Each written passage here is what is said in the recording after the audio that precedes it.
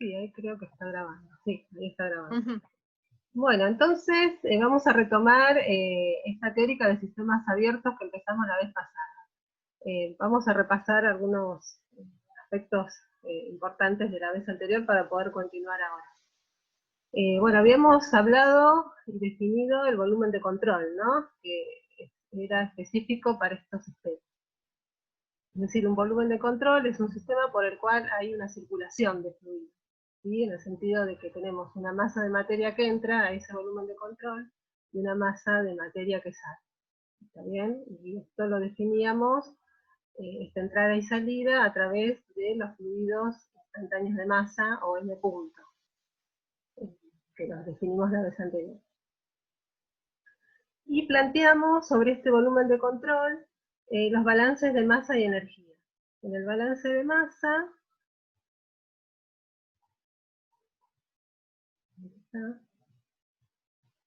habíamos llegado, aplicando el principio de conservación de la masa para el volumen de control, habíamos llegado a una expresión de este tipo, ¿no? Donde dijimos que el cambio de la masa dentro del volumen de control en el tiempo, es decir, este término diferencial de masa respecto del tiempo, que también se lo denomina término de acumulación, es igual a la diferencia entre los fluidos másicos ingresantes al sistema menos los fluidos másicos que salen del sistema. Es decir, la masa que entra menos la masa que sale, ¿no? Consideradas todas, si hubiera varias, ¿no? Tanto las ingresantes como las salientes. Esto es lo que se conoce también como ecuación de continuidad. ¿Sí? Básicamente, bueno, lo que se acumula dentro del volumen de control es la diferencia de la masa que entra menos la que sale. En ese sentido también habíamos considerado la posibilidad de estar en estado estacionario, ¿sí? Respecto a los cambios de masa. En ese caso, de tener estado estacionario, es decir, no existe acumulación, este diferencial de masa respecto del tiempo es igual a cero, el balance de masa se nos reducía simplemente a que todas las masas ingresantes, la suma de todos los caudales másicos que ingresan al volumen de control, era igual a la suma de todos los caudales que egresan, ¿no? Del volumen de control. La suma de la masa ingresante es igual a la masa saliente. Este era un caso, digamos, bastante habitual, ¿sí? En sistemas con plantas, ¿no? Donde se fabrica o se produce continuamente. Por otro lado, también planteamos el balance de energía, ¿sí? Con el mismo criterio.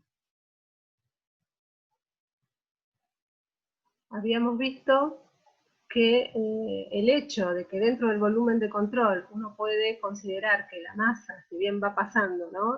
Fluido, pero dentro del volumen de control la cantidad de materia no cambia, eso nos habilitaba a poder aplicar la primera ley que se había visto ya en sistemas cerrados para el caso de sistemas abiertos, ¿sí?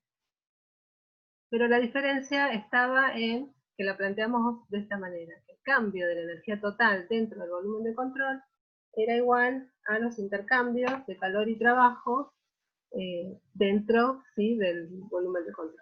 Sería el calor intercambiado menos el trabajo intercambiado.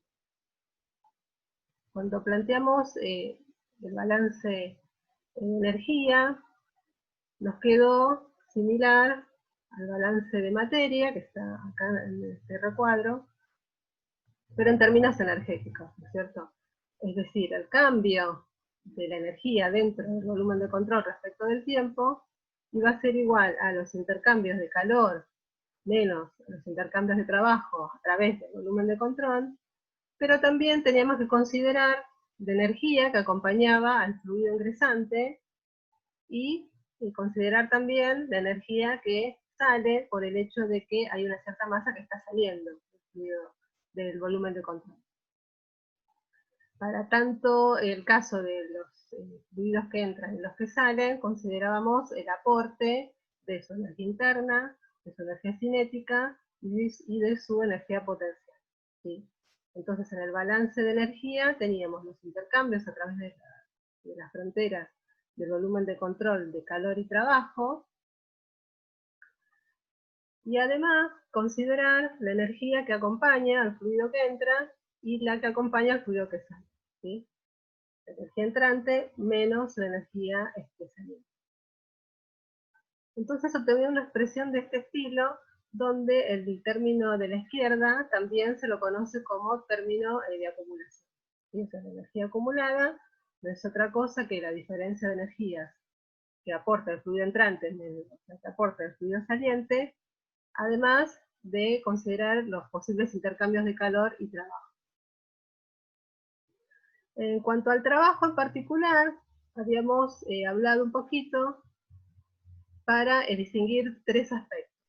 Uno es que en este tipo de sistemas no vamos a considerar intercambios del tipo trabajo de expansión, ¿sí? Ya que consideramos que el volumen de control está fijo, digamos, en el espacio.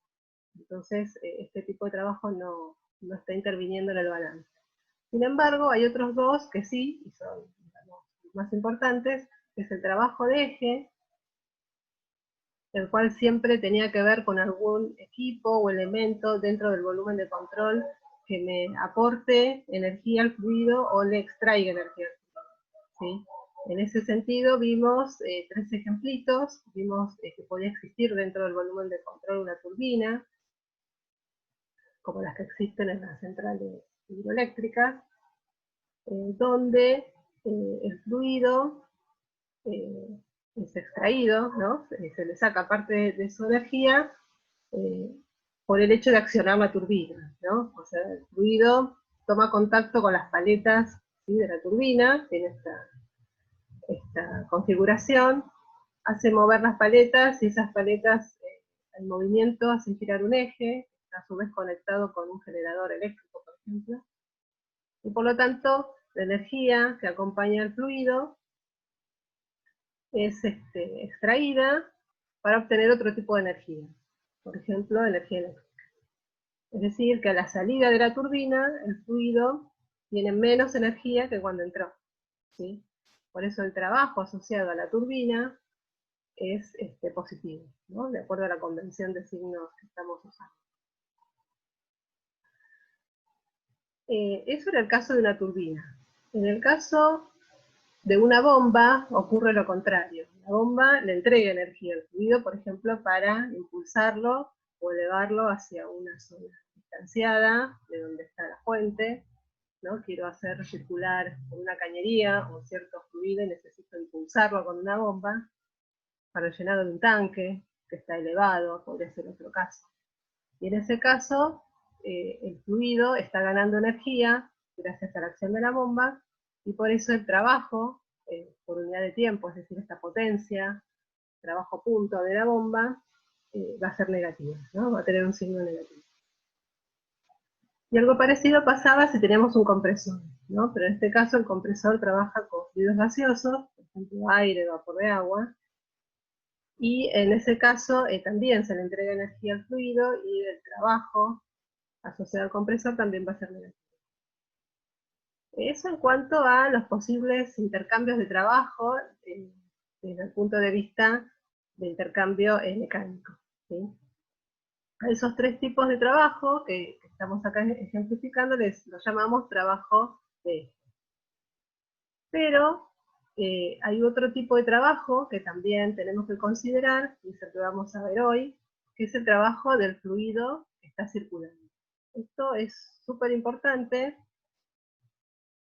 Esto, mire acá, porque es justamente lo que caracteriza este tipo de sistemas abiertos. ¿Sí? Ya dijimos que a través del volumen de control circula un fluido, y por el hecho de estar en movimiento este fluido, es que existe este tipo de potencia de fluido o trabajo asociado al fluido, ¿sí? Ahora vamos a explicar un poquito de dónde sale y qué significa. Pero siempre que estemos en presencia de un sistema abierto, vamos a poder calcular, ¿sí?, este tipo de trabajo. Puede ser que no haya ni turbinas ni bombas, puede ser que no haya elementos que aporten trabajo de eje, pero siempre, siempre vamos a tener el trabajo asociado al fluido, ¿sí? A la circulación. Bueno, fíjense este esquema. Acá tenemos el volumen de control y una cierta porción de materia que quiere ingresar, ¿sí? al volumen de control por el hecho de estar circulando a través de él. Entonces ingresa por este lado y egresa por este otro lado, ¿sí? Entonces el hecho de que ingrese esta porción de masa, uno lo puede pensar como que esta masa está haciendo presión de alguna manera para ingresar al volumen de control, es decir, presión para correr toda la otra masa que está en el volumen de control y tener entonces su propio espacio para entrar. Y luego empuja para salir. O sea, hay una presión asociada a la entrada del fluido y una presión asociada a la salida del fluido. ¿Está bien? Entonces fíjense que cuando yo quiero calcular este trabajo, ¿sí? Que se intercambia por la circulación, lo puedo plantear como dice esta ecuación, ¿sí? El trabajo asociado al fluido, directamente lo puedo plantear como la definición de trabajo, ¿sí? Que fuerza es una fuerza por distancia, una fuerza aplicada durante un cierto recorrido, ¿sí? Entonces, por definición de fuerza, ¿sí? La podemos reemplazar por el producto de la presión por el área. ¿Sí? Ustedes saben que presión es fuerza sobre área. Entonces, fuerza sería presión por área. Digamos. Esa es la ecuación que los vincula. Esta fuerza que figura acá sería esta fuerza que aparece acá en el diagrama, ¿sí? Para ingresar esta porción de fluido. Entonces, la expresión de trabajo me queda expresada como la presión del fluido por el área en el cual ejerce la presión, que sería la sección de la cañería, ¿sí? Por el cual está atravesando, por la distancia recorrida, ¿sí? Que sería la distancia justo antes de entrar al volumen de control. Esta ecuación me va a servir para llegar a una expresión alternativa, ¿no? Del trabajo asociado al fluido. Fíjense que a partir de esta expresión lo que puedo hacer es tratar de meter el tiempo ahora en esta ecuación. Para eso divido, como veníamos haciendo, miembro a miembro por un delta t, para saber cómo sería el cambio, ¿no? De estos parámetros en un cierto delta t. Y un delta t muy chiquito, de forma tal que me permite tomar el límite de este delta t tendiendo a 0. Cuando hago esto, puedo reemplazar este trabajo de fluido dividido delta t por W punto, que sería trabajo, ¿no? La energía intercambiada en forma de trabajo por unidad de tiempo, es decir, joule sobre segundo, es decir, es una potencia, asociada al fluido que está circulando. Y de este otro lado, ¿qué me aparece? Bueno, presión por área, lo dejo tal cual, y este cociente entre distancia y delta t tendiendo a 0 me permite escribir acá velocidad del fluido, ¿sí? Porque justamente la definición. Por lo tanto, ya encontré una expresión nueva. Por otro lado, esta velocidad, ¿sí? Del fluido, recuerden que tiene una relación con el caudal másico. Esto lo vimos la vez pasada. El caudal másico era el producto de la velocidad del fluido por el área por el cual está atravesando, dividido el volumen específico. O podíamos multiplicar directamente por la densidad. Podemos hacer cualquiera de las dos cosas. Entonces, si reemplazo velocidad con esta expresión, la despejo de acá, obtengo la expresión de abajo. Es decir, el trabajo asociado al fluido es el producto de la presión, el fluido que está intentando ingresar, por su caudal másico y por el volumen específico, ¿sí? Esto es bien importante porque me va a permitir ahora meter esta nueva definición de trabajo asociado al fluido en el balance de energía. Pero voy a hacer una diferenciación. Esto es un trabajo, digamos, de fluido general. No dije si era de entrada o de salida todavía.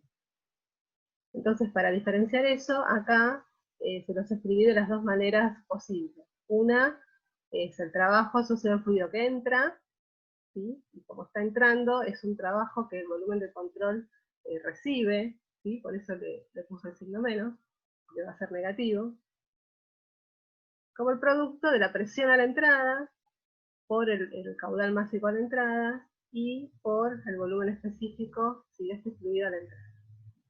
Y lo mismo para el lado de la salida, pero ahora va a ser positivo porque la porción de materia que quiere salir del volumen de control está, digamos, dentro del volumen de control y está tratando de salir. Entonces es un trabajo realizado por el volumen.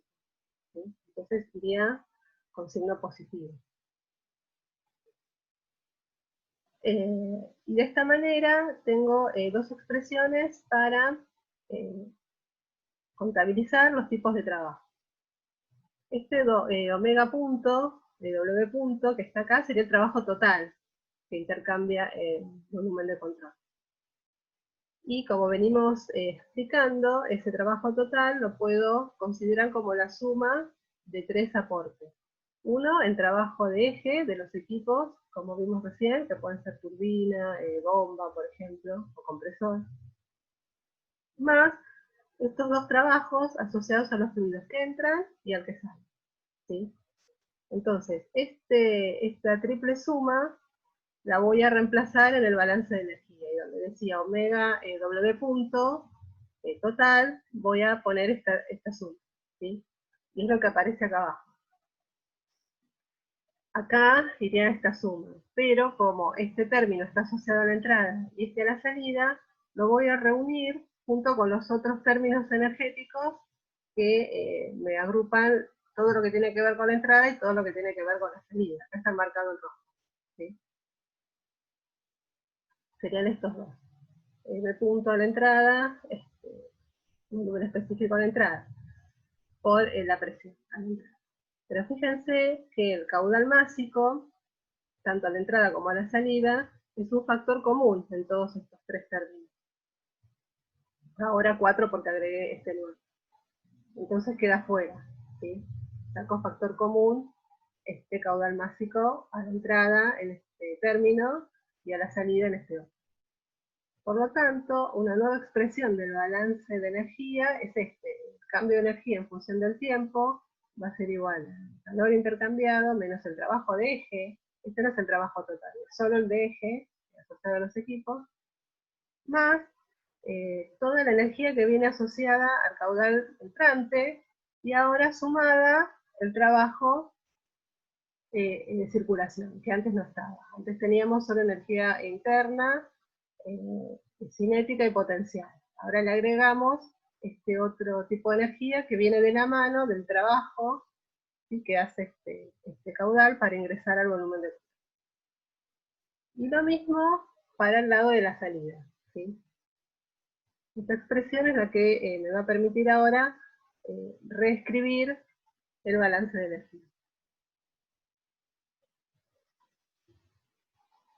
Acá está escrito otra vez, y lo que quiero resaltar en este caso es que dentro de este paréntesis que acompaña al caudal de entrada, me aparece entonces la suma de la energía interna del fluido a la entrada, más el producto de la presión por el volumen específico.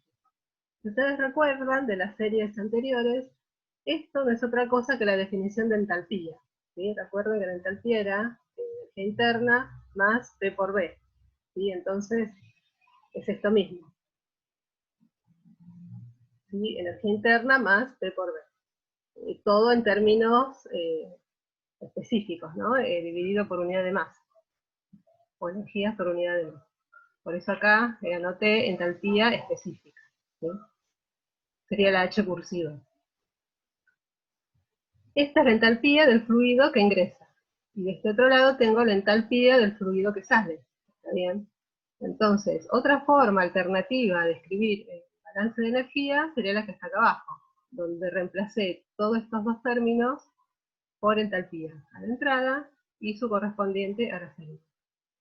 Si además tengo varias entradas y varias salidas, tengo que sumar todas, ¿no? Por eso en esta expresión de abajo me aparece la sumatoria, ¿sí? De todos los caudales que ingresan por sus correspondientes energía cinética, potencial y su entalpía, y lo mismo para la suma de los fluidos que están saliendo del volumen de control.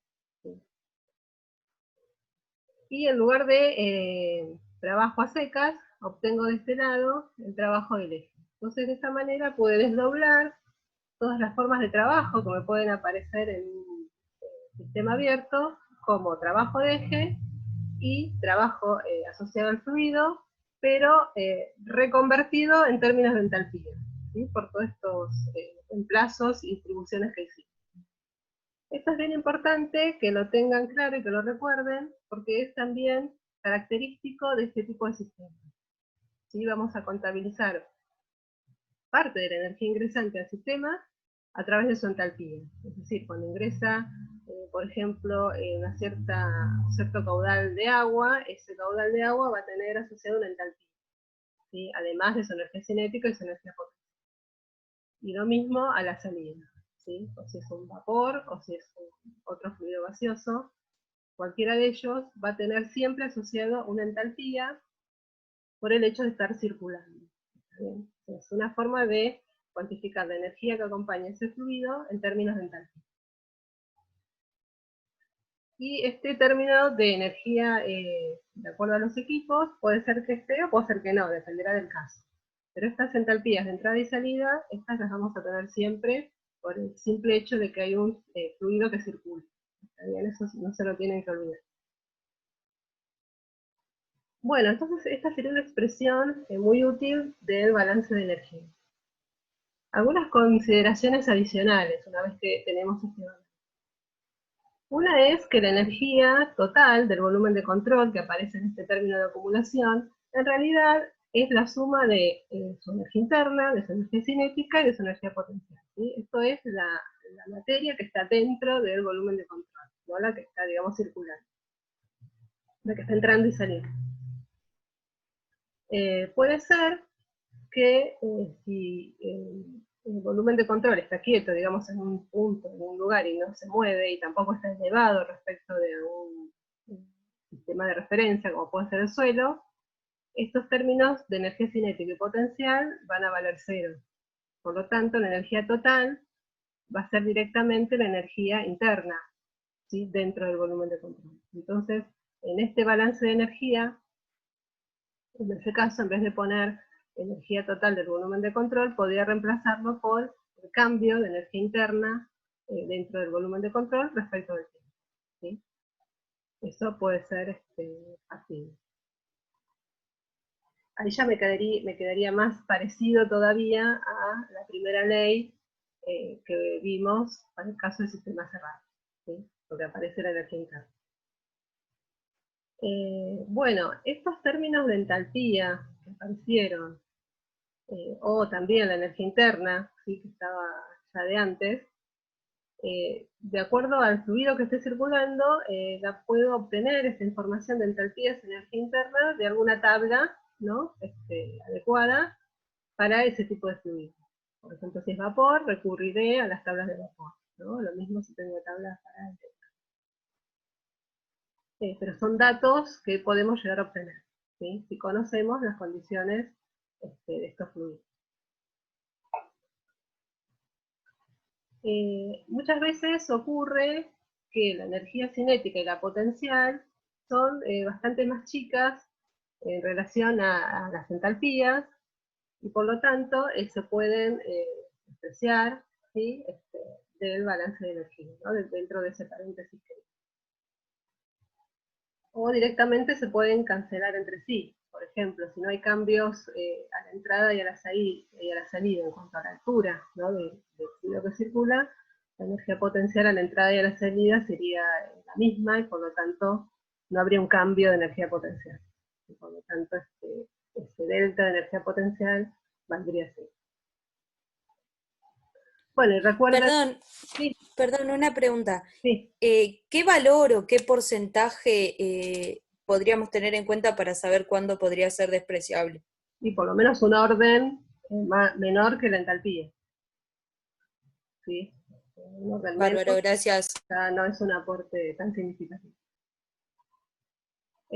Bueno, y el último punto es esta relación entre el caudal másico, ¿sí? El m punto, y la velocidad del fluido, por el producto del área por el cual está atravesando, dividido el volumen específico.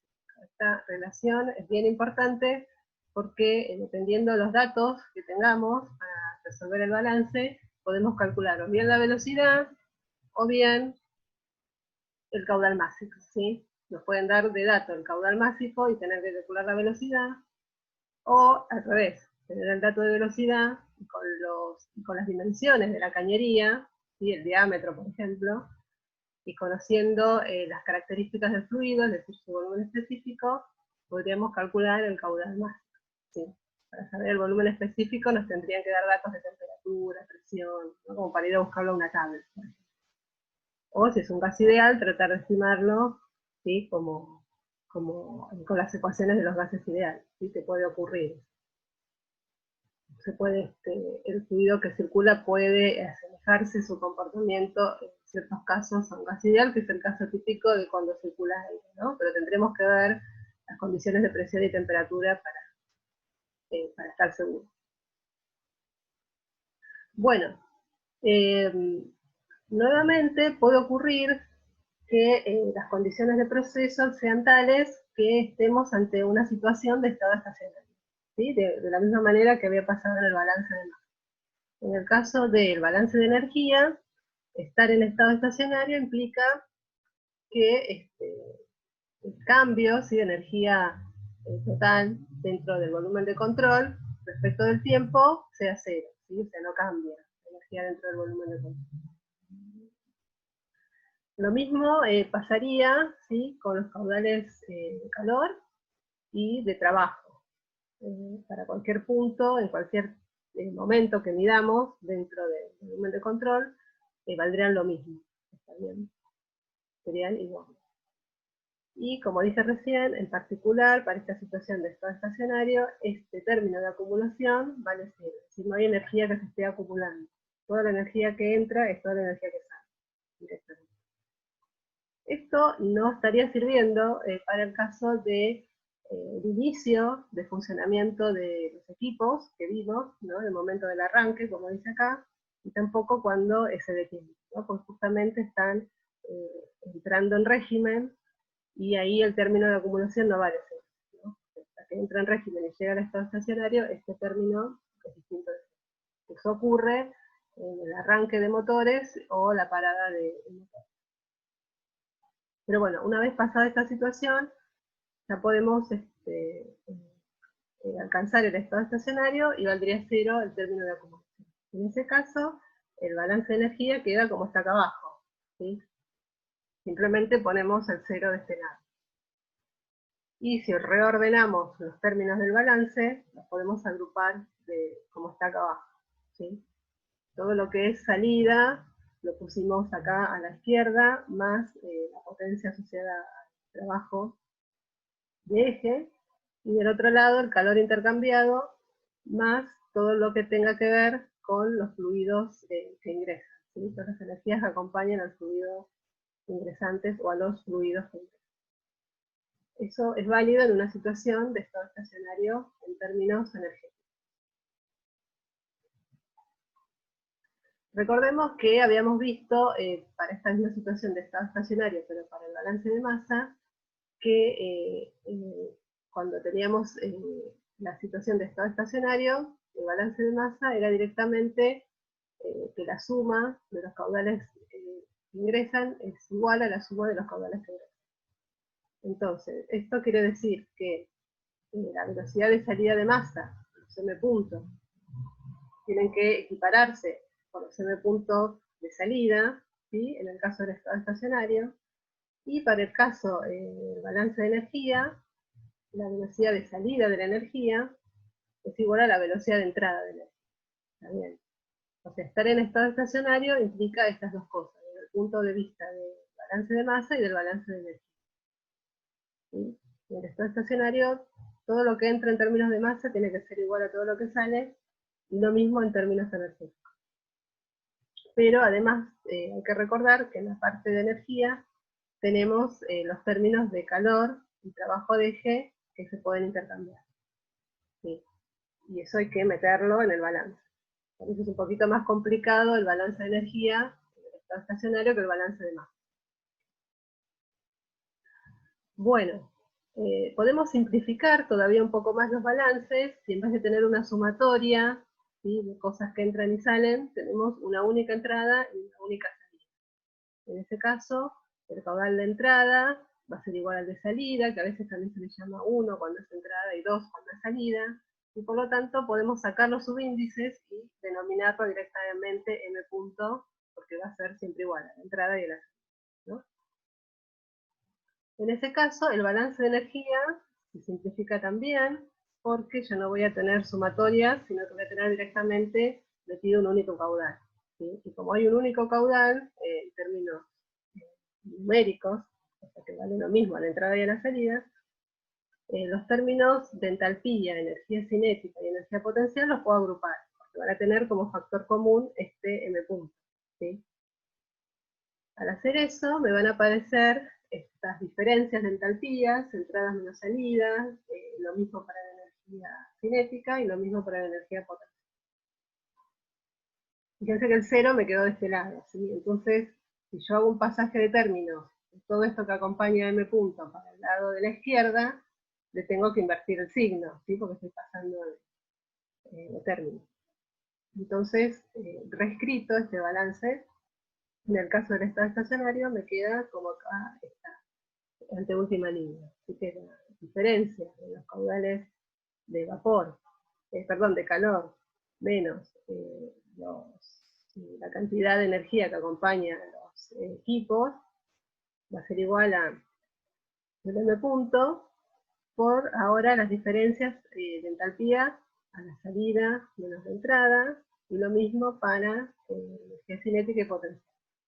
Esta forma de definir las diferencias es como se definen los deltas. Entonces, en vez de poner la diferencia, puedo escribir directamente el delta, como figura acá abajo, ¿sí?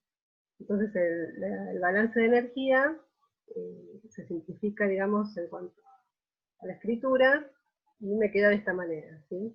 Calor menos trabajo en el eje es igual a m punto por la suma de los cambios de entalpía, más los cambios de energía cinética, más los cambios de energía potencial, ¿sí? Expresados ahora como delta. Delta Z, es decir, delta de altura, diferencia de velocidad a la salida menos la entrada, y cambios, ¿sí? Deltas de entalpía.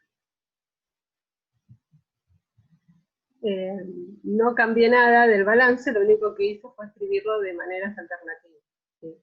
Acuérdense que acá estoy en el estado estacionario.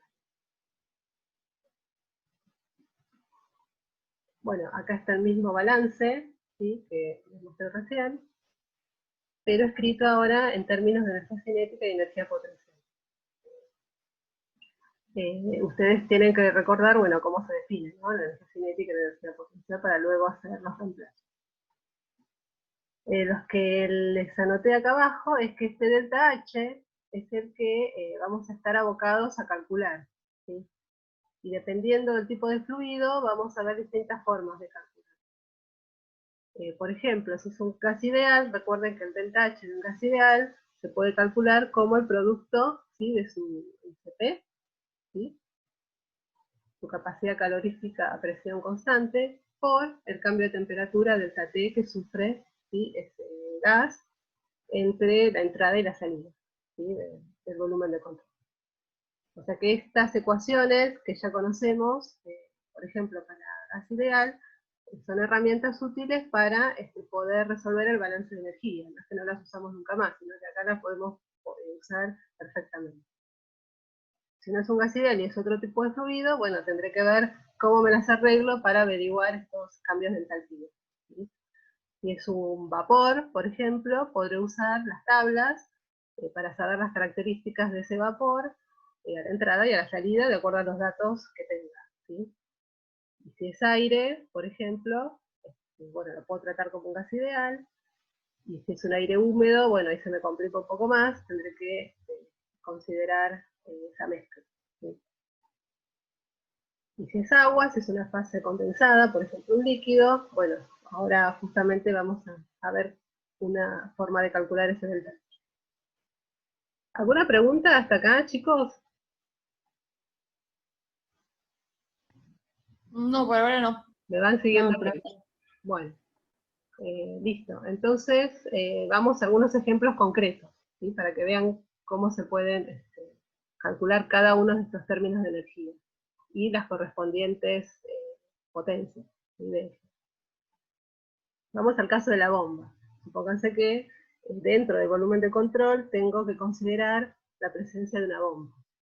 Acuérdense que la bomba está entregando energía, ¿sí? Está incrementando la energía del fluido que circula y por lo tanto el volumen de control recibe un trabajo. Por eso decimos que el trabajo asociado a la bomba, el trabajo de eje asociado a la bomba es negativo. Suele pasar que circula tan rápido el fluido a través de la bomba que no hay, digamos, tiempo, no ocurre un cambio apreciable en el calor, ¿no? Que puede intercambiar ese fluido.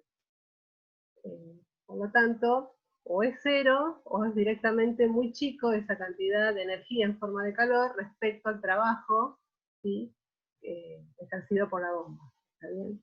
Entonces, suele ocurrir, salvo que tengamos datos en contrario, que ese Q punto es despreciable frente al trabajo de eje de la bomba. O sea, en este balance uno podría despreciar este término, ¿sí?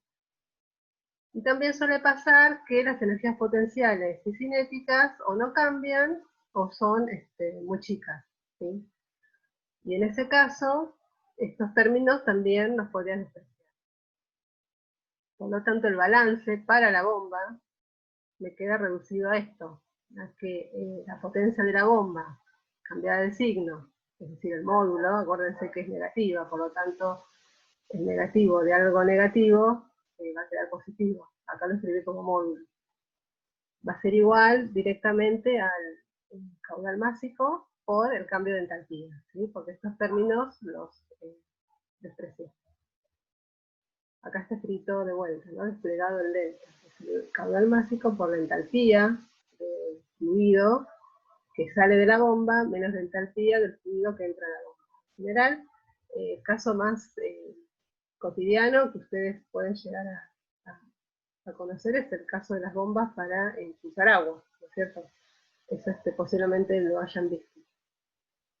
Entonces, si uno considera este balance, lo que puede deducir, ¿sí? Ya que el trabajo, ¿sí?, de la bomba es negativo, es que la entalpía del fluido, por ejemplo el agua, a la salida, tiene que ser mayor que la entalpía a la entrada.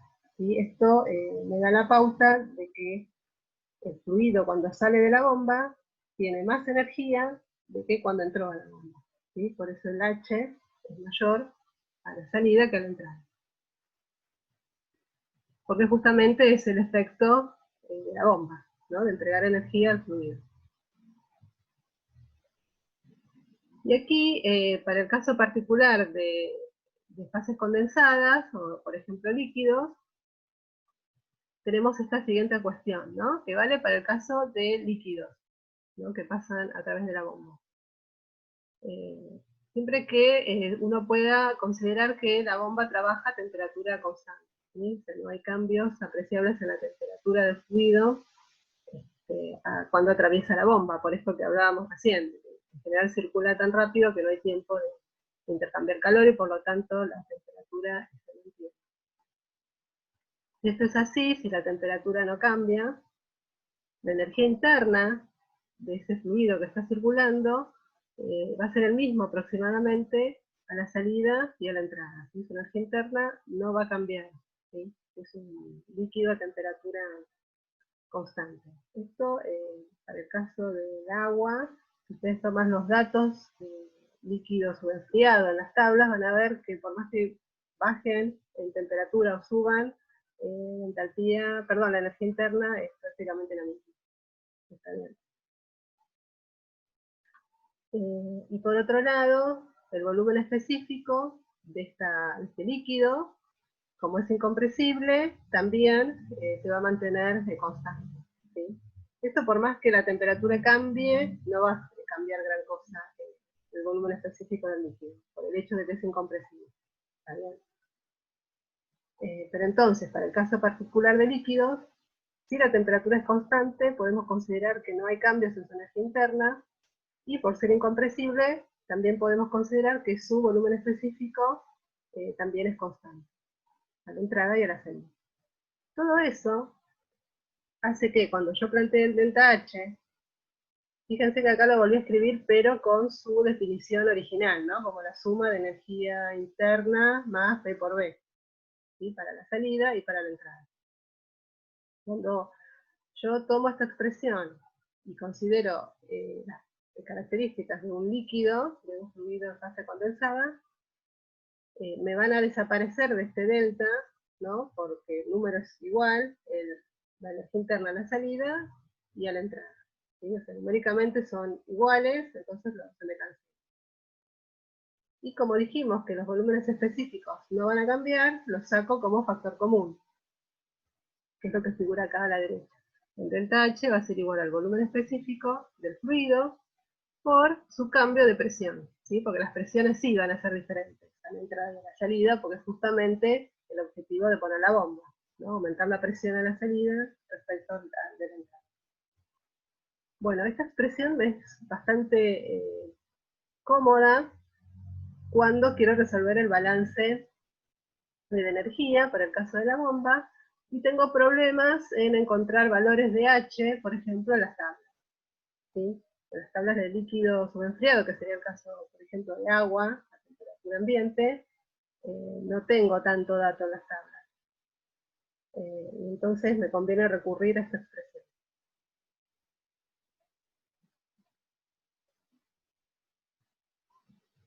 Bueno, esto que hablamos vale para las bombas. Ahora viene el caso de los compresores, ¿no? Acuérdense que el compresor era lo equivalente, entre comillas, a una bomba, pero trabaja con gases, ¿no? Con aire, por ejemplo, como dice acá la esquema, no con líquido. Pero el trabajo es el mismo, es aumentar la presión del fluido gaseoso a la salida respecto a la entrada. Entonces las consideraciones son similares, ¿no? El volumen de control, es decir, el fluido que pasa por el volumen de control recibe trabajo, que va a ser negativo. Puede ocurrir, sí, muy habitualmente, que no hay calor, digamos, prácticamente intercambiado, entonces Q punto se desprecia frente al trabajo asociado al compresor, y que las energías cinéticas y potenciales o son iguales o son muy chicas, y por lo tanto se pueden despreciar del balance. Entonces se reduce a una expresión similar a la que habíamos visto en la bomba, ¿sí? Pero no puedo aplicar lo de delta H igual a P por delta P, porque bueno, estoy en un caso de un líquido, perdón, de un fluido gaseoso, ¿no? Un líquido.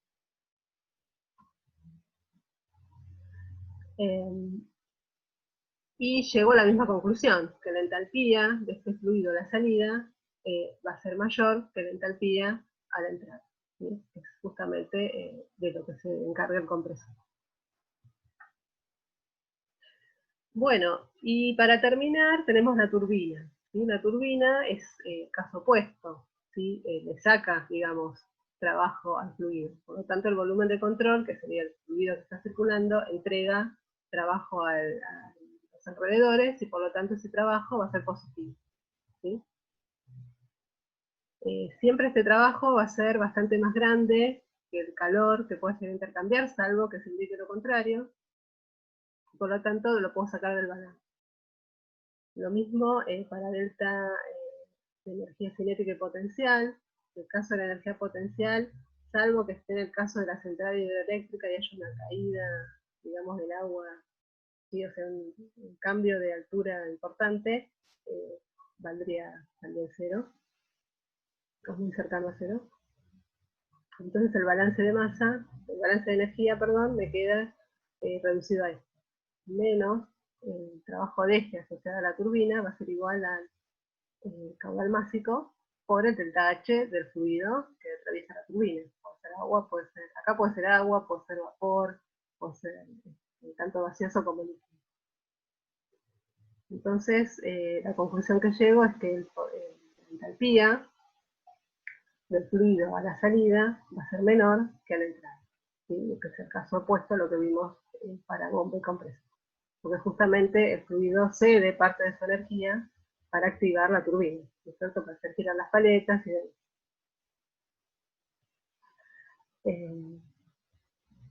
Bueno, como tengo este signo menos en el balance, lo podría reescribir como está acá abajo, donde este signo menos quedó afectando el delta H y por eso me aparece al revés. Delta ya no sería un delta H, sería la diferencia entre H a la entrada menos la salida, ¿sí? Menos un delta H.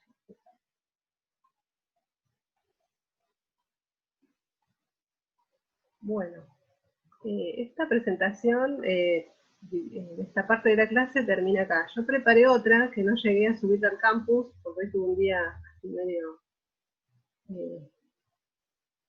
a las corridas, pero se los voy a pasar ahora cuando termine.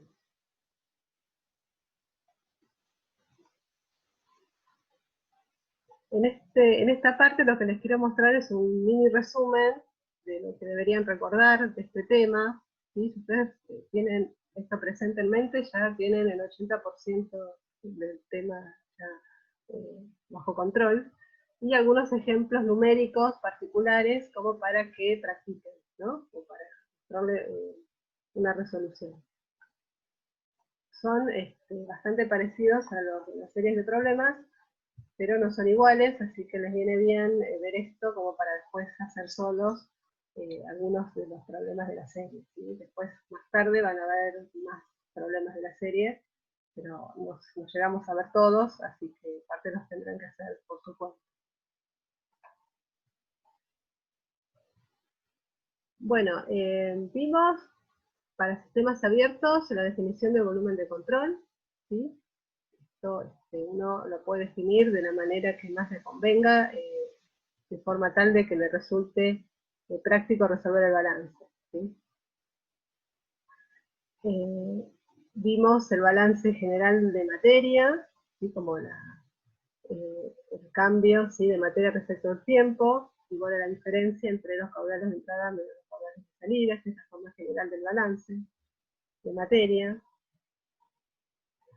Y lo mismo para el balance de energía, ¿sí? En su forma más general.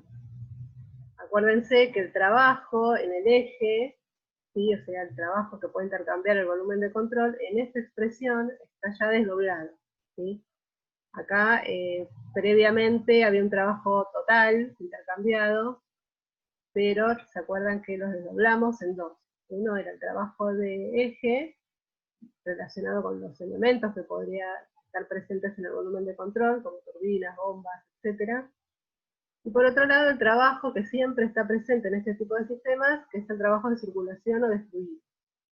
Que acá no es que figura como W sub F, sino que está metido de alguna manera acá en el término de entalpía, ¿sí? Tanto en la entrada como en la salida. Recuerden toda la deducción que hicimos para llegar a que aparezca acá en el balance la entalpía.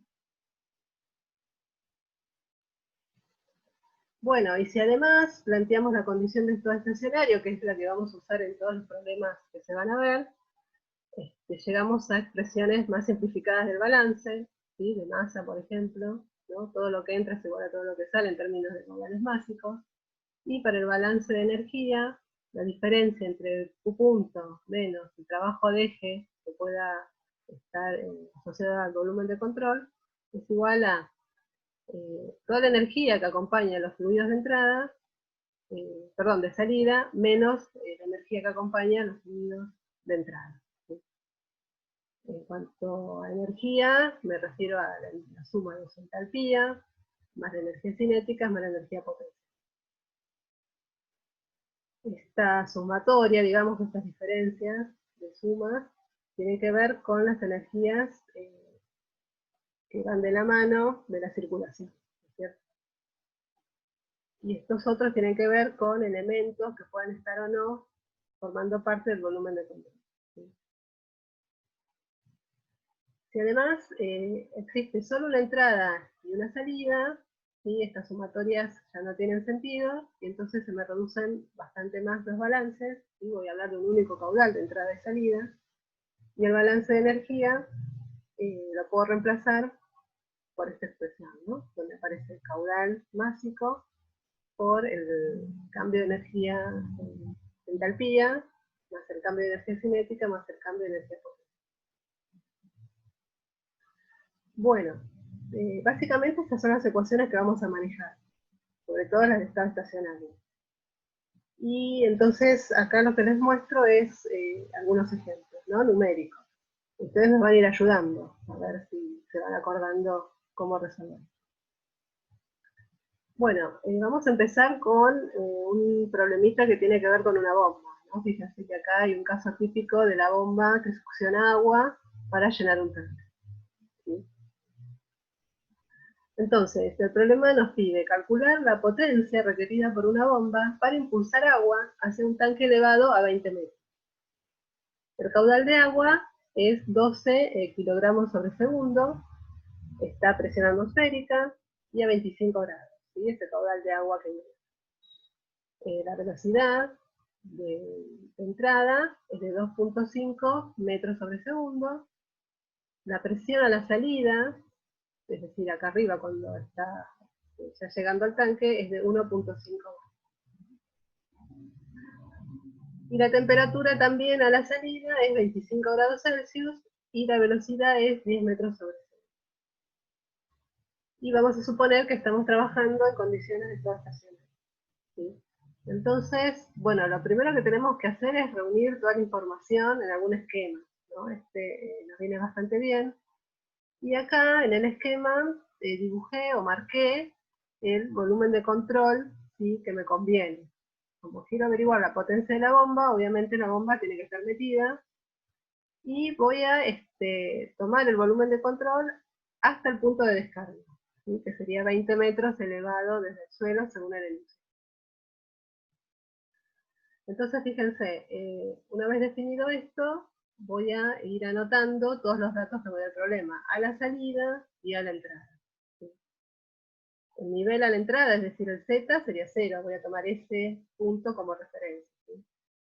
La presión a la entrada es la presión atmosférica, un bar, la temperatura es ambiente, la velocidad me la da de datos, y el caudal másico, acá les faltaría el punto, que también es dato.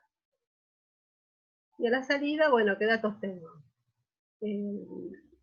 La altura, digamos, de descarga, que sería el Z igual a 20 metros, la presión, ¿no? Fíjense que es mayor a la salida que a la entrada, es 1.5 bar, la temperatura es la misma, y la velocidad es 10 metros sobre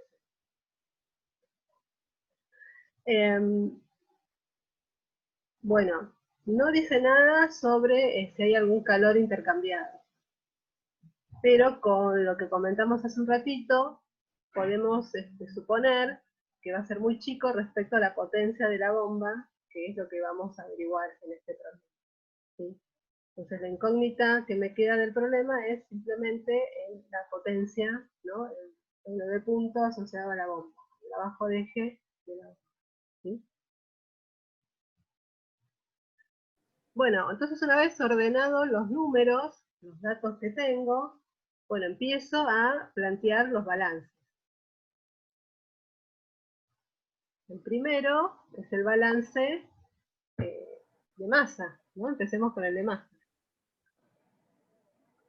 Bueno, como estoy en estado estacionario y hay un único punto de entrada y un único punto de salida, digo que el caudal a la entrada y a la salida son iguales y lo llamo M a secas. Acá, bueno, el punto se corrió para el 12, pero tendría que ir acá. Y vale lo que dice el problema, ¿sí? 12 kilos sobre segundo. Kilos de agua, ¿no? O sea, circulan 12 kilos de agua en un segundo. O sea que bien sencillo me quedó el balance de masa. El balance de energía viene un poco más largo. Usé esta expresión de balance de energía en estado estacionario que me pareció la más apropiada para este problema, pero bueno, podrían haber elegido cualquiera de las otras alternativas. Es lo mismo. Bueno, en cuanto al calor, vamos a estimarlo cercano a 0. El M punto ya vimos que es dato. Las entalpías a la salida y a la entrada del agua que circula por la bomba no la tenemos, así que lo dejo sin marcar por ahora. Y las velocidades a la salida y a la entrada sí son datos. Por lo tanto, esta parte del balance la voy a poder resolver. Y lo mismo para la parte de energía potencial, porque tengo la altura de descarga, ¿sí?, de la bomba. Entonces, acá voy marcando qué datos tengo y qué datos no para el balance. Y entonces, si yo pudiera encontrar estas entalpías, ya podría despejar, ¿no?, la incógnita, que es la potencia de la bomba. Bueno, entonces paso siguiente sería tratar de averiguar estas entalpías, o esta diferencia de entalpías. Bueno, para eso vamos a recurrir a lo que ya vimos que vale para bombas, ¿sí? Vimos que la diferencia entre la entalpía de salida menos la de entrada, la puedo reescribir de esta manera, donde las energías internas, ¿sí?, se me van a cancelar, y dijimos que la podríamos entonces calcular como directamente el producto, ¿sí?, del su volumen específico por el cambio de la presión. Fíjense que en general uno puede recurrir a algún handbook o a alguna tabla donde haya datos para el agua, ¿no?, el agua líquida. Entonces, un dato disponible que no está en el enunciado, pero que uno podría disponer si busca un poco, es la densidad del agua a 25 grados. De hecho, ustedes en las tablas de vapor pueden buscar para líquido subenfriado el volumen específico del agua, ¿no?, si quisieran. Pero si no tienen las tablas a mano, un dato que pueden googlear incluso es la densidad a la temperatura que les interesa. Entonces, ese dato está, digamos, relativamente sencillo de conseguir y da cerca de 1000 kilos por metro cúbico, que es la densidad del agua a temperatura ambiente. Exactamente, en lo que yo encontré es 9,97 kilogramos por metro cúbico. Digo esto de la densidad porque no encontré o no busqué el valor del volumen específico, pero yo sé que la inversa de la densidad es el volumen específico. Entonces, opto por esta expresión, ¿sí?, por el dato que encontré. Pero cualquiera de las dos es igualmente válido. Bueno, entonces, de alguna manera ya resolví cómo calcular el delta H que me hacía falta para el balance de energía.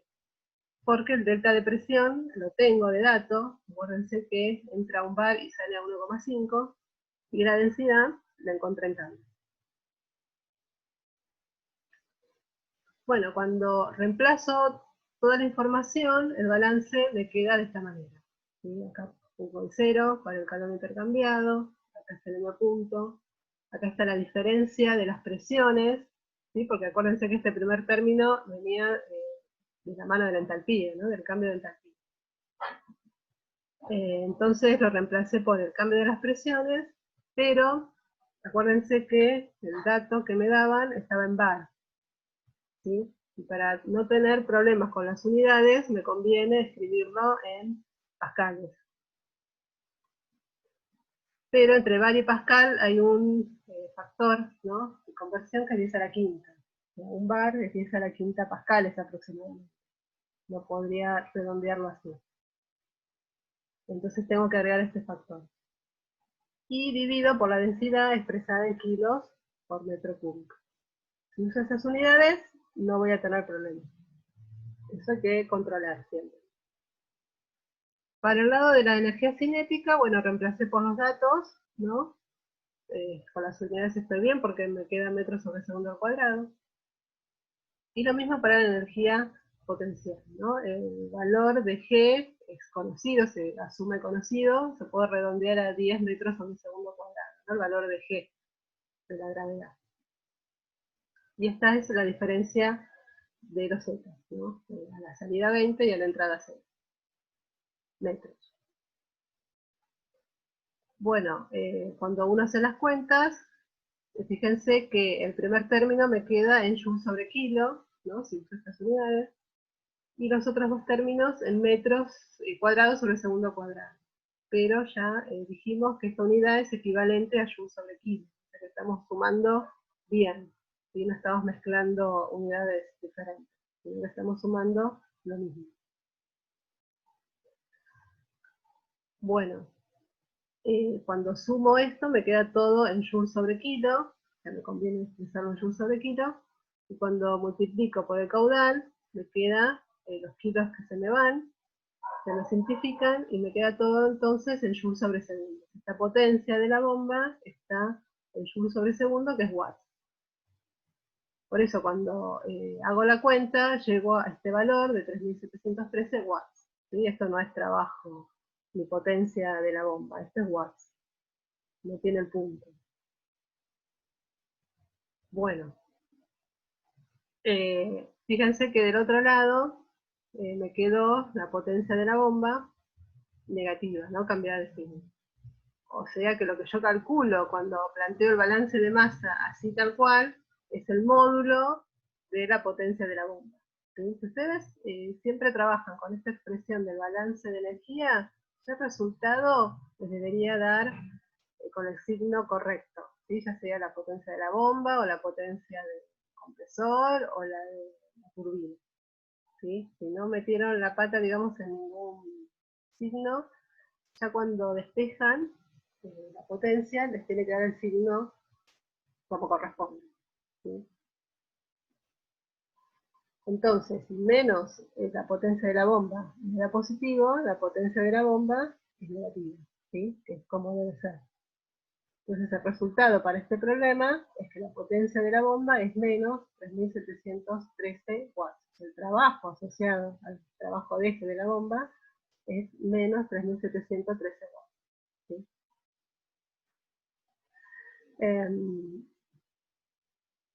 Bueno, y ahí te estaría terminando esta resolución. ¿Quieren preguntar algo de esto? ¿De este problema en particular?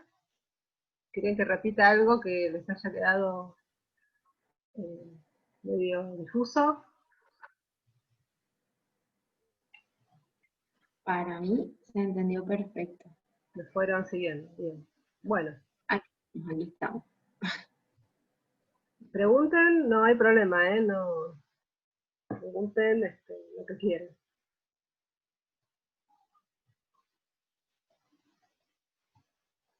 Este manejo de los balances es el que van a necesitar para resolver los problemas de la serie. Y alguna cosita más, bueno, particular, que surja de cada problema, pero básicamente es este manejo. Ahora dejamos el problema de la bomba, vamos a ir a otro problema. Esto es un compresor, ¿sí? Este es el esquema que usualmente se aplica, ¿no?, para representar un compresor, ¿no? Entonces tiene la entrada como más, con mayor área y la salida con menor área, ¿sí? Para representar que la energía del fluido a la entrada es más grande y más chica la salida. ¿Sí? Bueno, y acá está punteada la zona del volumen de control, ¿sí? O sea, que contiene al fluido que circula y al compresor. Entonces leamos, dice aire a 100 kilopascales y 280 Kelvin se comprime en régimen estacionario hasta 600 kilopascales y 400 Kelvin. El flujo másico de aire es 0.02 kilos sobre segundo, ¿sí? Es lo que circula dentro del compresor. Y ocurre una pérdida de calor de 16 kilojoules sobre kilogramo. Bueno, acá me están ya aclarando que hay un punto. No expresado en términos de energía sobre unidad de tiempo, pero sí de energía por unidad de masa. Ahora vamos a ver cómo trabajamos esto. O sea que durante el proceso está esa pérdida de calor. Si se supone que los cambios de energía cinética y potencial son insignificantes, determine la entrada de potencia necesaria al compresor, o sea, la potencia del compresor. Yo creo que dije mal recién, ¿no? Me parece que me quedé pensando que lo dije al revés. Acá el compresor le va a dar más energía al aire. No se representa así. Acá hay menos energía y acá hay más energía. Creo que lo dije al revés, pero no estoy segura. Sí, sí. Lo dije al revés, ¿no? Me quedé medio tildada con eso. Pero claro, te dijo que entra con menos energía y sale con más energía. Sí, perdón. me había quedado con esa idea y no estaba segura. Bueno, Tranquilo. aclarado eso, vamos a plantear los balances. Acá, además, en el esquema, están los datos de temperatura y presión a la entrada, que en vez de entrada ahora tiene un 1, y los datos de temperatura y presión a la salida, que ahora tiene un 2, la salida. Y acá está el dato del calor que intercambia, pero ojo que está en unidades de energía por masa, ¿sí? Es tan específica, kilojoules sobre kilogramo. Vamos a ver cómo lo manejamos. Bueno, y otra consideración que uno puede hacer es que este aire se comporta como un gas ideal, ¿sí?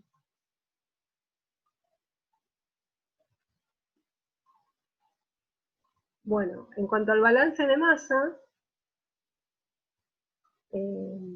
me queda, bueno, parecido a lo que hicimos en el ejercicio anterior, ¿no? Como tengo una única entrada, directamente el caudal a la entrada y la salida es M a secas, acá les falta el punto, y me da 0.02 kilogramos sobre segundo, que es el gas. Eso es gas. Y el balance de energía me queda de esta forma. Tengo un Q punto, que ya me lo dan de dato, medio en otras unidades, pero me lo dan. El caudal másico lo conozco, me dicen que tanto la energía cinética como la potencial las puedo despreciar, así que tacho directamente, y por lo tanto el balance de energía me queda directamente afectado con el delta H. O sea, lo que voy a tener que calcular es el delta H de este aire en la entrada y la salida, ¿no? La diferencia de energía, de entalpía, perdón, de este aire cuando atraviesa el compresor.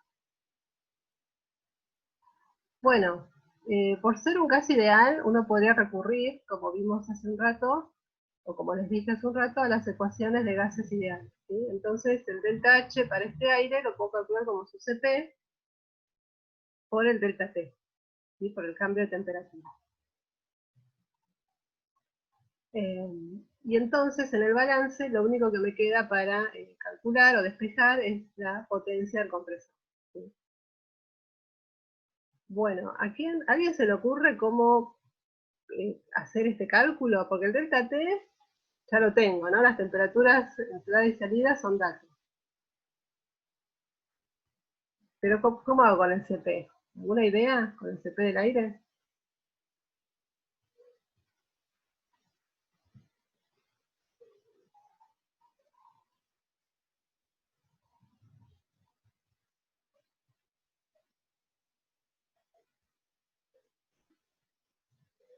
Quizás ya lo hayan usado en las series anteriores, para el caso del aire.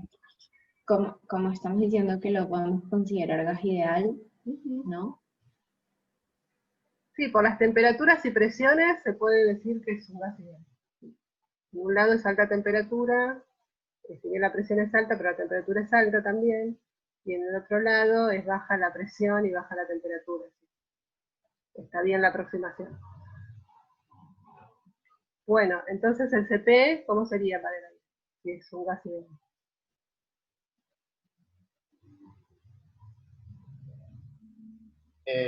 No depende de cuántos átomos tenga la molécula. Muy bien, y en el caso del aire, ¿qué podemos decir?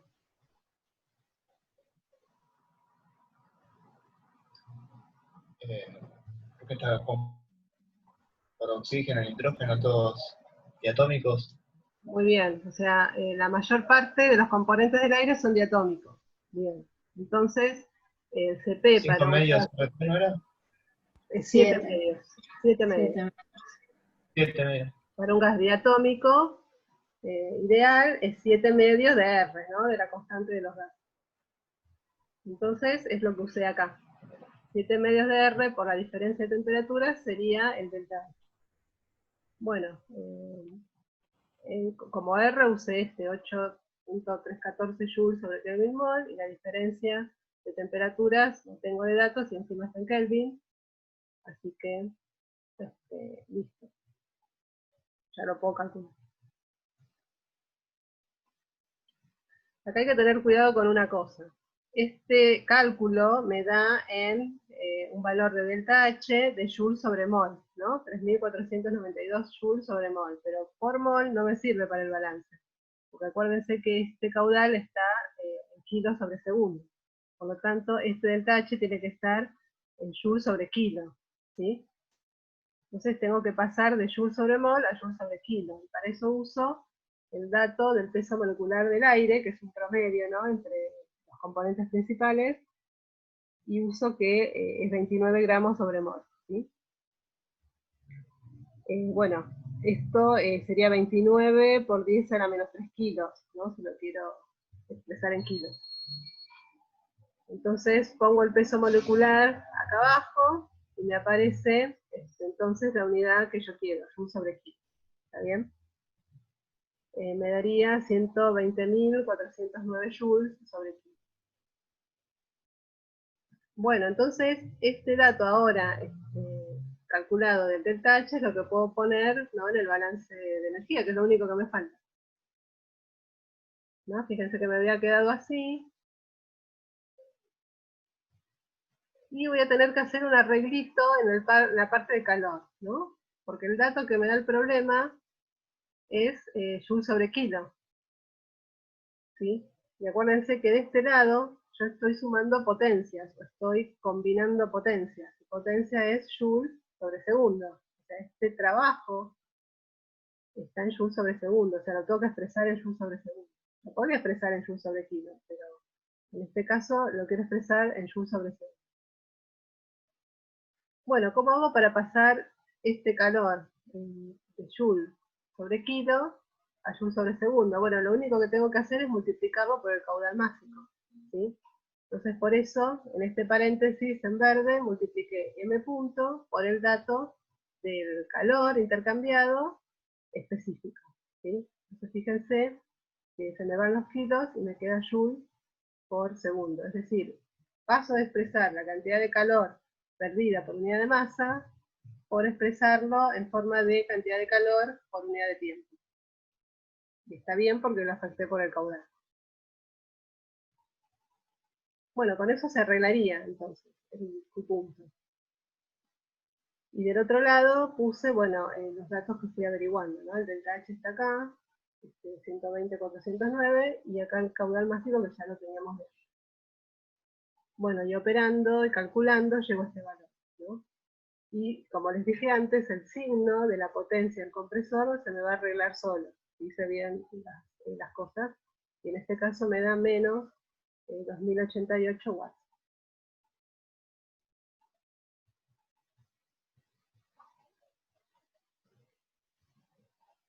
Bueno, ¿de alguna pregunta? Era un poquito más sencillo porque, bueno, se me simplificó el tema de las energías cinéticas y potenciales. Entonces el balance salía más rápido.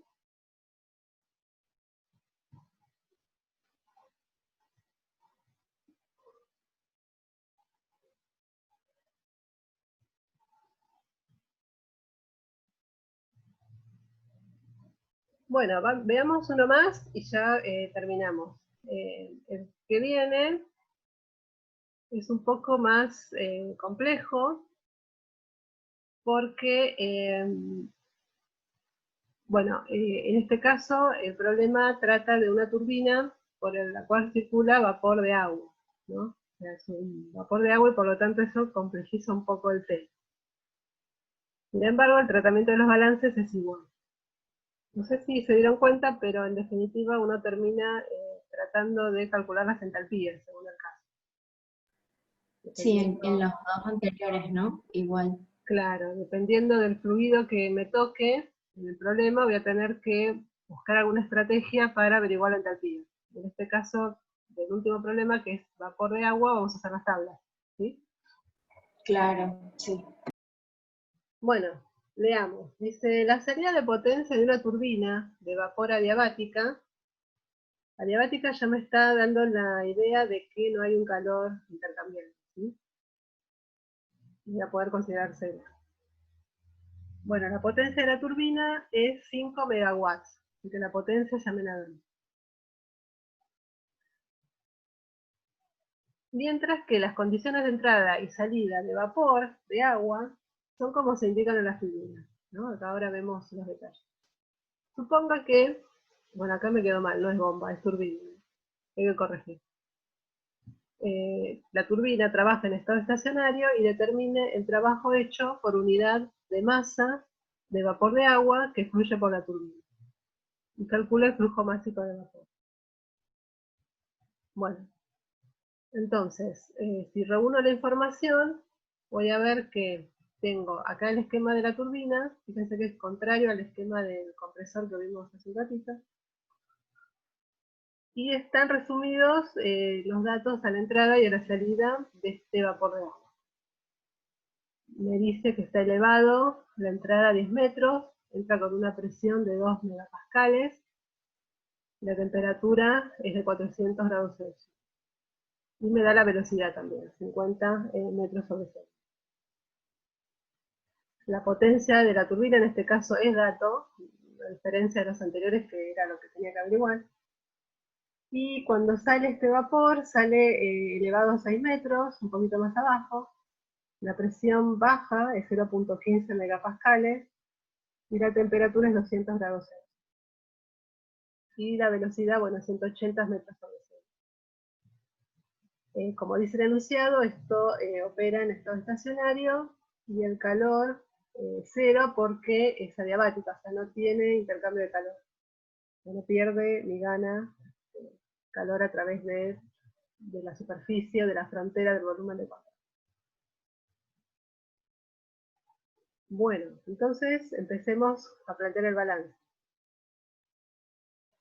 Como esto es vapor de agua, voy a tener que darme cuenta qué condiciones tiene este vapor de agua. Es decir, si está sobrecalentado, si está saturado, si es un título, ¿sí? No convendría que hubiera título en la turbina, porque bueno, que haya una fase líquida dificulta, ¿no?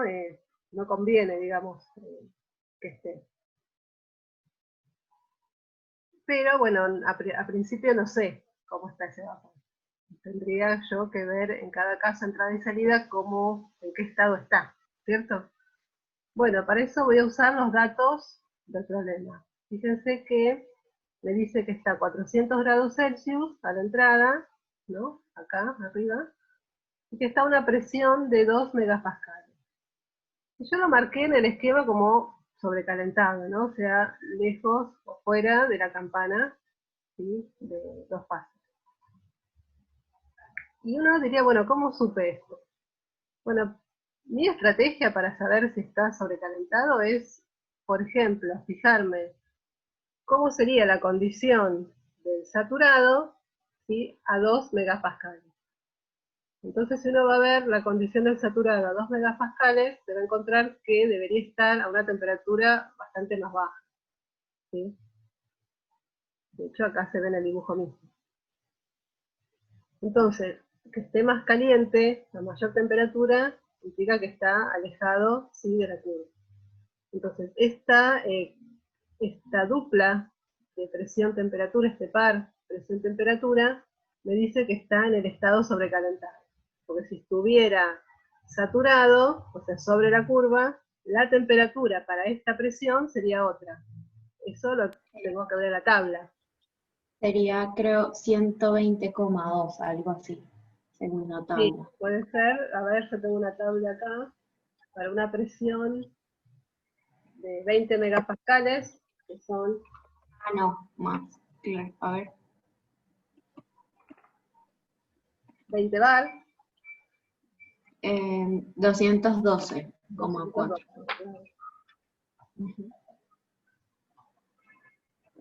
Entonces, para la entrada, sé que no está saturado y por la temperatura más elevada respecto a la temperatura de saturación, tiene que estar sobrecalentado, ¿sí?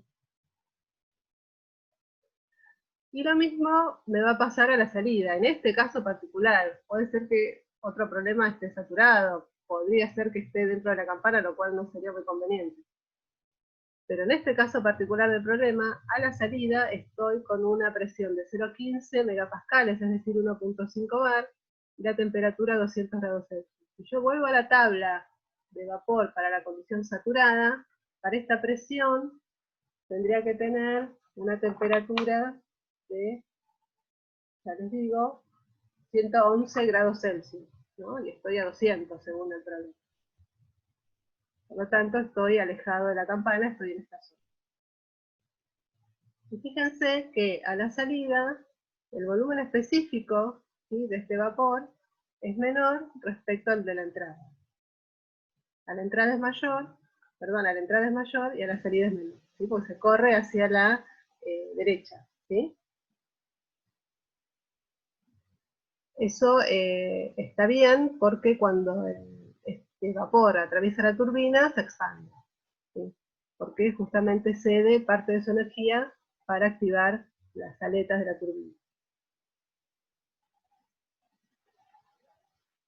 Bueno, ¿se entendió hasta acá cómo ubicarme en las condiciones del vapor? Porque esto es clave cuando uno tiene que buscar la entalpía, justamente. Porque ahora ya sé dónde buscarla, ¿no? Si no, el balance me va a dar mal. Pero este primer paso de ubicarnos en las condiciones del aire es clave.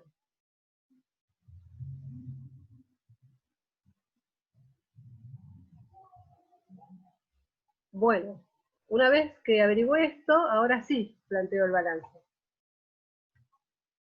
Bueno, balance de masa, tengo una sola entrada, una sola salida, y justamente es la incógnita del caudal másico. El balance de energía, estoy escribiéndolo de las mismas maneras que venía haciéndolo. Me dice que es adiabático, entonces el punto va a ser 0. La potencia de la turbina la conozco, el M punto no lo conozco, el delta H no lo conozco. Y la energía cinética y potencial, sí, porque está con los datos de la ilusión. Bueno, como dijimos, esto es un vapor, por lo tanto, los H's de salida y entrada los voy a buscar a la tabla. Y para un vapor sobrecalentado que tiene una presión de 2 megapascales y 400 grados Celsius de temperatura, verifíquenlo por las dudas, pero la entalpía que le corresponde es 3248 kilojoules sobre kilo. ¿Sí? Y para la salida, también es un vapor sobrecalentado, pero a 0,15 megapascales y 200 grados Celsius. Y entonces la entalpía es 2873 kilojoules sobre kilo. Que fíjense que es más baja a la salida que a la entrada.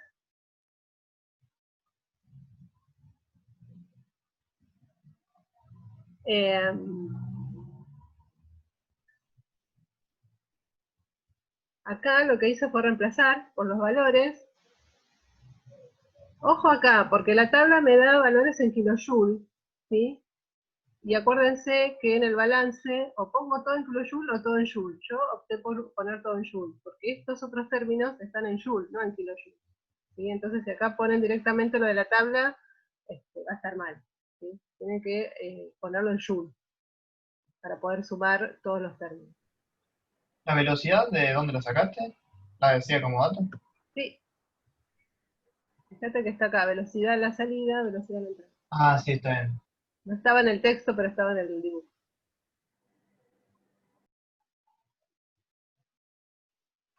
Bueno, entonces de acá podría directamente ya despejar el M punto, porque tengo todos los datos, ¿sí?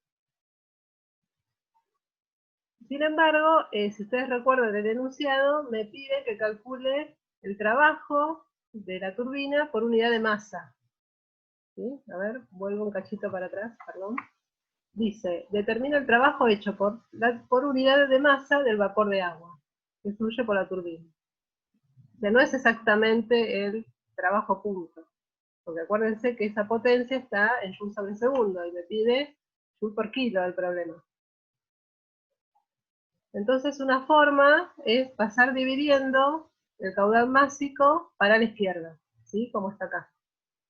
Acá lo único que dice, de este renglón a este, es pasar dividiendo el M punto. ¿Sí? ¿Lo ven? Y este cociente es el trabajo por unidad de masa.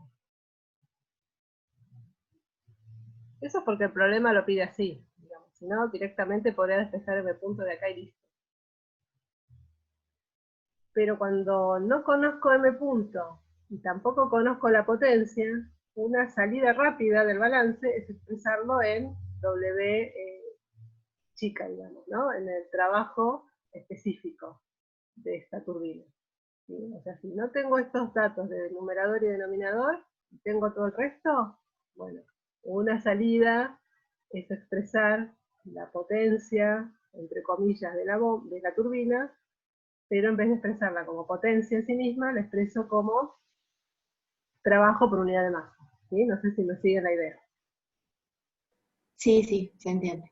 Bueno, entonces resuelvo, fíjense que me van a dar cosas negativas porque la entalpía está cayendo, ¿sí? Desde la entrada a la salida.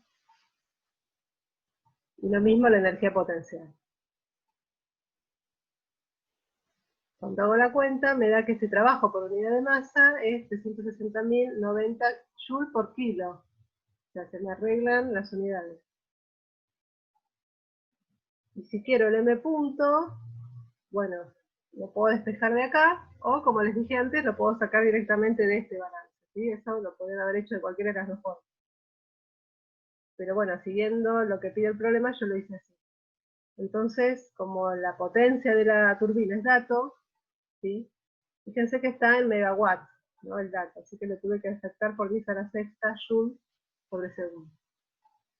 El omega por unidad de masa ya lo acabo de calcular, y por lo tanto el M punto me queda en 13.9 prácticamente kilogramos sobre segundo, ¿no? El flujo máximo. Y entonces ya obtuve ese dato. Bueno, de este problema, fíjense, algo que hay que observar es que el cambio de entalpía, ¿sí? De la turbina, si ustedes miran los valores, va a ser mayor que la energía cinética, ¿sí? Fíjense acá, es 375.000 versus 15.000 prácticamente. Entonces este término, uno sin demasiado error lo podría despreciar, ¿sí? Con un orden, más de un orden más chico que delta H. Y mucho más despreciable la energía potencial, ¿no? Delta H es bastante más grande que la energía potencial. Entonces, en el caso de la turbina, si no llego a tener estos valores, no me debería hacer mucho problema porque, en general, ¿no? Para los valores normales en los cuales funciona una turbina, estos términos de energía cinética y potencial son bastante más bajos que la energía, que la entalpía, ¿no? Que el cambio de entalpía. Este sí, no lo voy a poder despreciar nunca. Estaría mal, ¿no? Despreciar. Pero sí los otros dos. Siempre en general va a pasar eso, salvo que haya una particularidad, pero siempre las entalpías son las que predominan frente a la energía cinética y potencial, salvo que haya un desnivel muy grande o que las secciones de las cañerías sean muy chicas, ¿no? Entonces sería así. Bueno, de este problema nada más. ¿Quieren preguntar algo? Por ahora yo no. Bueno, No. con esta metodología y con estas herramientas, ustedes pueden resolver los 3 primeros problemas de la serie, ¿no? Porque son, o si no son iguales, son muy parecidos. Así que eso ya lo podrían ir haciendo. Fíjense que les planteé 3 problemas con los elementos separados, ¿no? Pero bueno, puede haber otros problemas más adelante que combinen varios de estos, que haya otros elementos que no vimos hasta ahora. No se queden con que es lo único que les va a aparecer. Pero bueno, como para empezar a resolver, viene bien hacerlos así de manera individual. Perfecto. Eh, Muchísimas sí, yo no sé, bueno, les robo 5 minutos más. Yo había encontrado, voy a dejar de compartir un segundo. Para los que no están muy familiarizados con los equipos, un video donde explica cómo funciona una bomba, por ejemplo, centrífuga, que es una de las más comunes. Porque hay gente que por ahí nunca se lo planteó cómo funciona una bomba. Entonces les comparto este video, a ver si se escucha, que dura nada, 2 minutos. Espérenme que voy a compartir esto.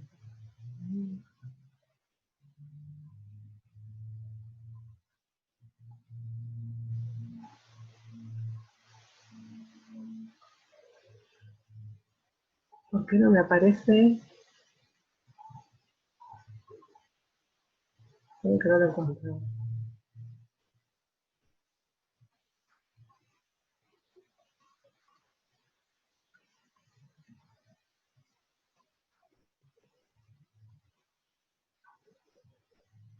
Acá. No lo encontré. A ver si se escucha. Ahí lo ven, ¿no? Lo que no sé si se va a escuchar. ¿Eh? Las bombas centrífugas son los dispositivos de bombeo preferidos en el mundo hidráulico. Bien. En este video veremos el concepto de trabajo de las bombas centrífugas. En el corazón del sistema está el impulsor. Tiene una serie de paletas instaladas en el interior de obenques. El impulsor siempre está inmerso en agua. Cuando se hace rotar el impulsor, hace que el líquido que lo rodea también rote.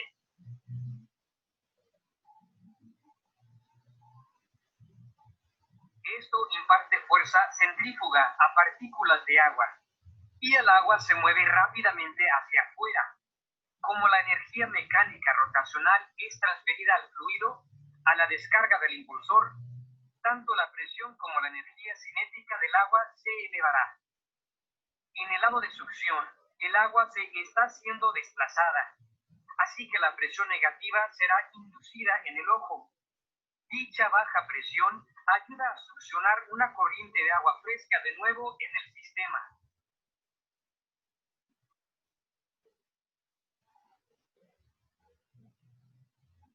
El impulsor es instalado dentro de una carcasa.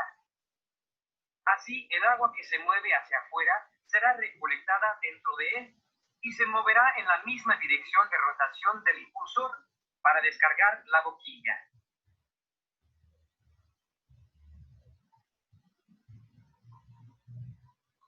Aquí se puede notar una especialidad de la carcasa. Tiene un aumento de superficie a lo largo de la dirección del flujo.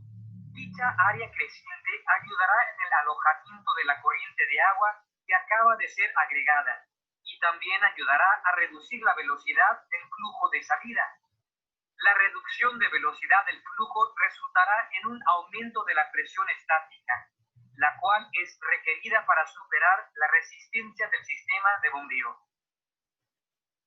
Acá se puede ver más detalles de las paletas dentro del impulsor. Son paletas curveadas hacia atrás, con una configuración de ojo de última generación. Esta paleta se extrae de un modelo de bombeo Kirloskar.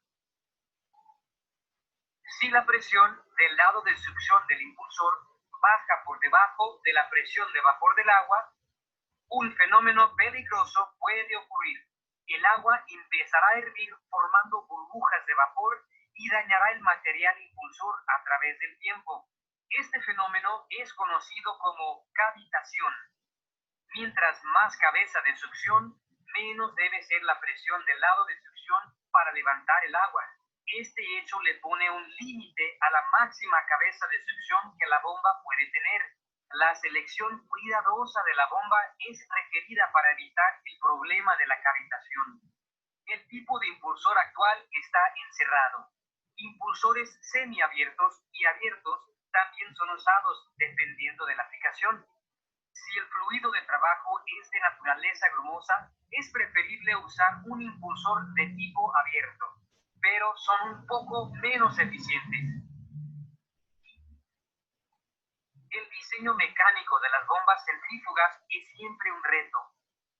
Un eje se utiliza entre el impulsor y el motor para conectarlos. Debido a que la presión del agua dentro de la carcasa es enorme, Un arreglo apropiado de sellado es imperativo para detener fugas de agua a través del aclaramiento del eje de la carcasa. Arreglos basados en cierre mecánico y empaquetadura son usados para este propósito. El impulsor es montado en rodamientos, pero al lado de succión del impulsor no es recomendado instalarle un rodamiento, debido a que bloqueará el flujo. Así que los rodamientos deben ser encajados en el otro extremo. Esto significa que el impulsor está montado como una viga voladiza. Para bombas de alto ritmo de flujo, una caja de rodamiento con aceite enfriante es necesario para preservar la vida de los rodamientos. Agradecemos. Bueno, como verán, las bombas son más complejas de las que vimos hasta ahora, tienen sus cuestiones. Pero bueno, me gustaba que mostraba bien las partes y la importancia del rotor y de la carcasa, ¿no? Que si no soporta la presión del agua, no funcionaría la bomba. Bueno, chicos, nada más por mi parte, por hoy. Así que tienen unos minutos para descansar antes de los problemas. Bueno, nos vemos un poquito más adelante, ¿sí? Cualquier pregunta o cuestión que haya quedado medio difusa de la teórica me pueden escribir o me pueden preguntar, no hay problema. Muchas gracias, profe. Bueno, hasta luego. Gracias, nos vemos. Chao, hasta luego. Chao, chao.